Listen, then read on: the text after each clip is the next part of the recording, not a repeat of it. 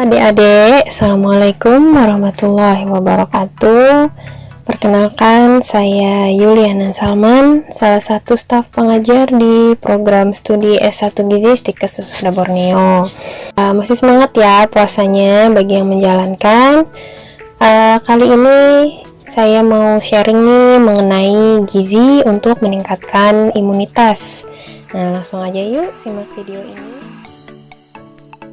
Ini kita tahu ya bahwa kondisi Indonesia sedang mengalami masalah kesehatan, yaitu pandemi COVID-19. Nah, oleh karena itu penting untuk kita menjaga dan meningkatkan daya tahan tubuh kita atau sistem imun. Nah, kalian tahu nggak apa itu imunitas?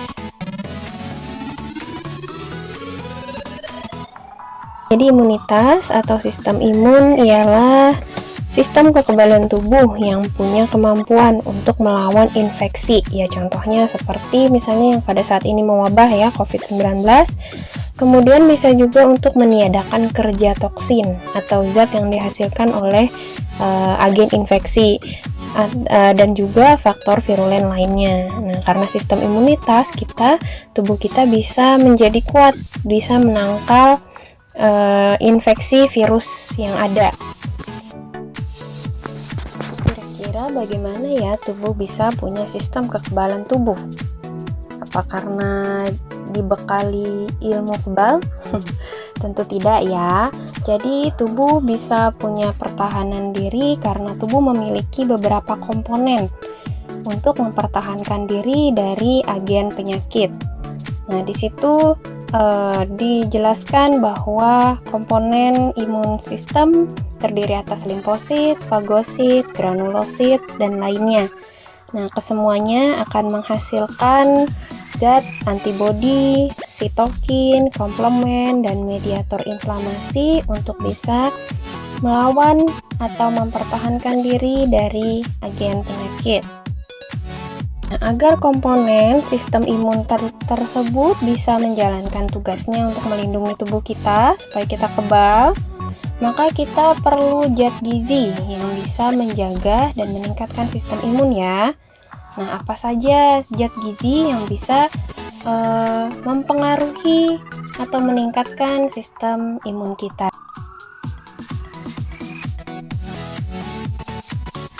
Kita harus tahu dulu apa itu definisi zat gizi ya. Mungkin kalian juga sebagian sudah tahu, zat gizi adalah zat yang penting yang diperlukan oleh tubuh untuk kehidupan yang berasal dari makanan yang kita konsumsi setiap hari. Nah, di slide itu sudah ada gambar isi piringku dan tumpeng gizi seimbang. Nah, gambar tersebut menjelaskan bahwa apa saja sumber gizi yang harus kita makan setiap hari atau kita konsumsi setiap hari. Tumpeng gizi juga menjelaskan tentang jumlah yang harus kita konsumsi untuk meningkatkan sistem imun. Ayo adik-adik, mari diperhatikan ya gambarnya. Apakah isi piring makan adik-adik sudah sesuai gambar itu? Ada lauk pauk, ada makanan pokok, ada buah-buahan, dan ada sayuran. Kalau kita lihat di isi piringku, buah-buahan dan sayuran itu setengah dari jenis makanan pokok kita. Biasanya kita makan nasi ya, dan lauk pauk yang kita makan. Nah, harus setengahnya buah-buahan dan sayuran. Nah, ada banyak zat gizi yang kita perlukan. Tapi kira-kira zat gizi apa saja ya yang bisa meningkatkan sistem imun kita? Yuk kita kenal lebih dekat lagi dengan zat gizi yang bisa meningkatkan sistem imun kita. Secara umum, zat gizi terdiri atas dua golongan, yaitu zat gizi makro dan zat gizi mikro. Zat gizi makro terdiri atas karbohidrat, lemak, dan protein, sedangkan zat gizi mikro terdiri atas vitamin dan mineral. Untuk golongan karbohidrat, di situ sumbernya bisa dari roti, bisa gandum, bisa beras ya atau nasi yang kita sering konsumsi, bisa umbi-umbian, Kemudian lemak bisa berasal dari ikan, kemudian dari susu, dari keju ya, kemudian protein dari ada protein hewani dan protein nabati ya, biasanya ada pada ikan, tahu, tempe, telur dan lain sebagainya.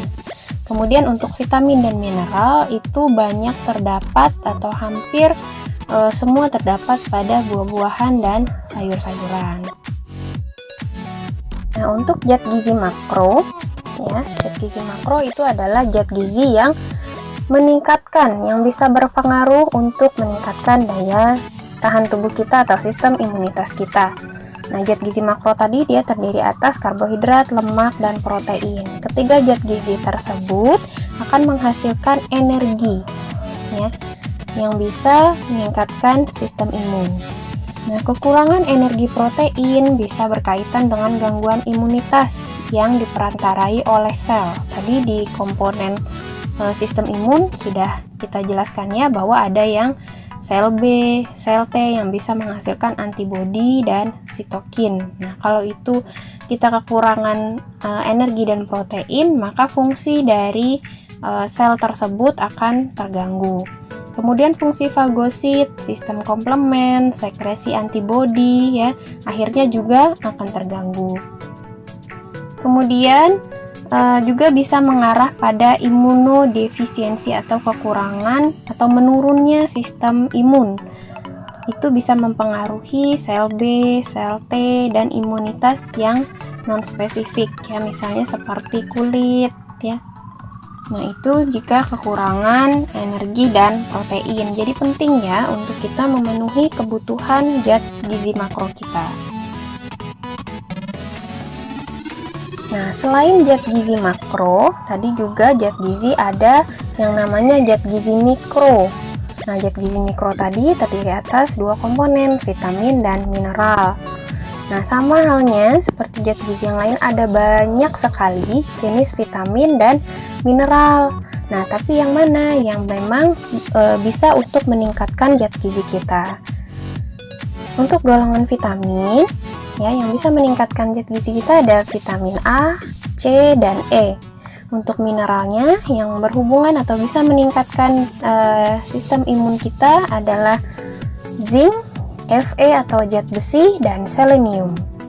Kita bahas satu-satu ya untuk zat gizi mikronya sehingga kita lebih paham. Yuk lanjut. Nah, vitamin A di sini bisa dilihat ya, apa saja sumber makanan vitamin A di situ. Jadi buah-buahan dan sayur-sayuran juga. Di situ ada wortel, kemudian ada paprika, ya, ada brokoli, ya, sumber vitamin A yang lainnya. Jadi buah yang berwarna terang, ya. Jadi vitamin A dia berperan dalam imunitas non-spesifik. Apa saja sih imunitas non-spesifik? Nah, imunitas non-spesifik itu ada kulit, ada selaput lendir, ada silia, saluran nafas, ya, dan imunitas seluler. Seperti sel darah putih, baik yang mononuklear maupun yang polinuklear, serta sel NK atau natural killer. Itu merupakan komponen-komponen sistem imun kita. Nah, anak yang kekurangan vitamin A, dia beresiko menderita penyakit saluran pernafasan dan mengalami keparahan penyakit diare. Kemudian juga fungsi neutrofil, makrofag, dan sel NK bisa menurun seiring dengan kurangnya ketersediaan vitamin A di dalam tubuh. Jadi sangat penting ya untuk menjaga ketersediaan vitamin A khususnya pada anak-anak. Lanjut yang kedua, vitamin C. Nah, vitamin C juga bisa kita lihat ya sumbernya. Mungkin adik-adik juga sudah tahu sumber vitamin C apa saja, bisa dilihat di gambar situ ya. Untuk vitamin C dikenal sebagai antioksidan yang membantu menetralisir radikal bebas, sehingga sel imun dapat terlindungi dari kerusakan akibat radikal bebas tersebut. Selain itu juga meningkatkan fungsi imun dengan menstimulasi produksi interferon. Nah, interferon ini protein yang melindungi sel dari serangan virus. Wah, penting sekali ya, apalagi di masa pandemi COVID-19. Jadi penting untuk meningkatkan asupan vitamin C jika belum mencukupi. Nah, vitamin C juga mempunyai peran dalam sintesa kolagen. Kolagen ini fungsinya untuk menjaga kesehatan kulit yang berperan dalam sistem imunitas non-spesifik. Jadi, dengan keadaan kulit yang baik, maka secara tidak langsung itu merupakan penghalang ya bagi agen infeksi untuk masuk ke dalam tubuh kita. Oke, selanjutnya yang ketiga adalah vitamin E.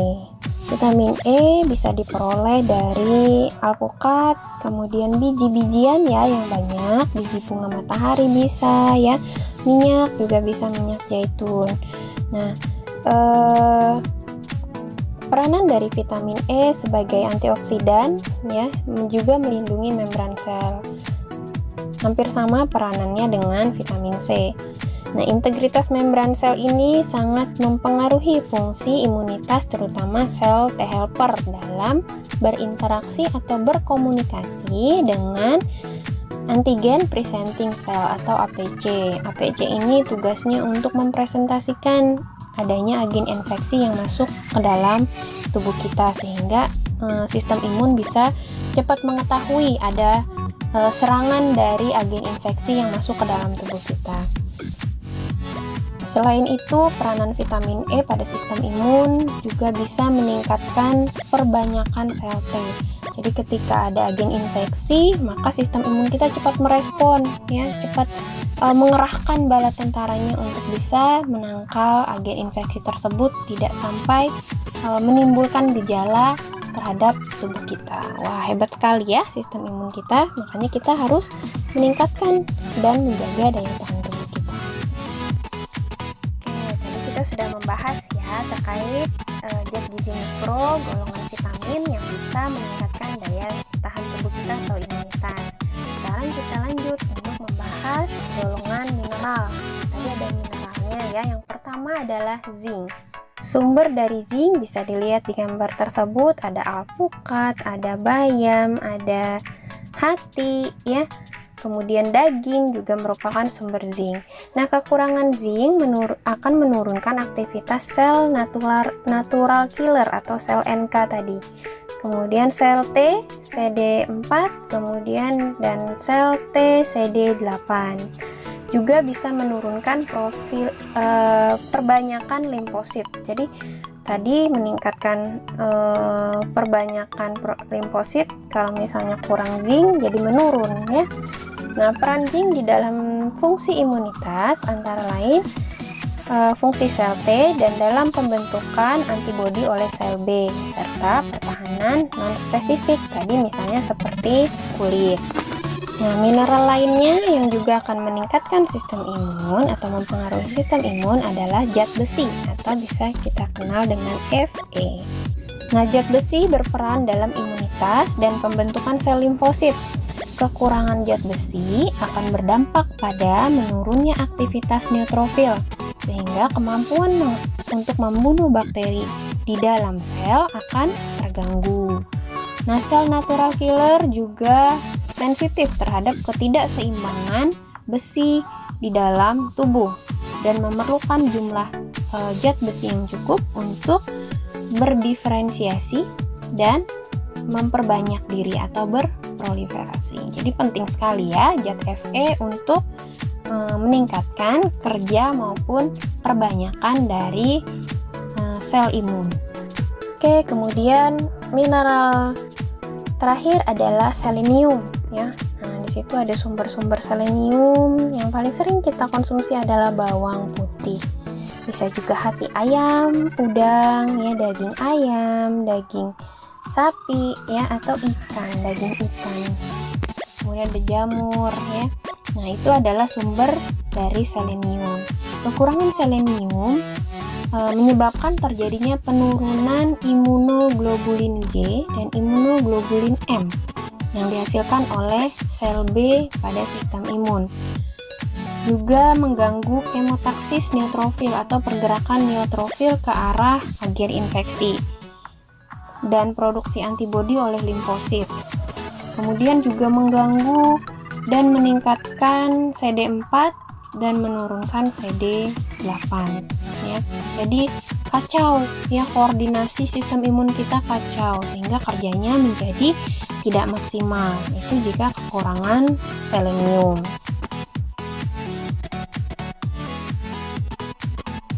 Nah, sekarang adik-adik sudah tahu kan seperti apa peran gizi untuk meningkatkan sistem imun. Mari kita sama-sama galakan gerakan masyarakat hidup sehat ya, agar kita tetap sehat di tengah pandemi COVID-19 ini. Stay healthy and keep spirit. Thank you.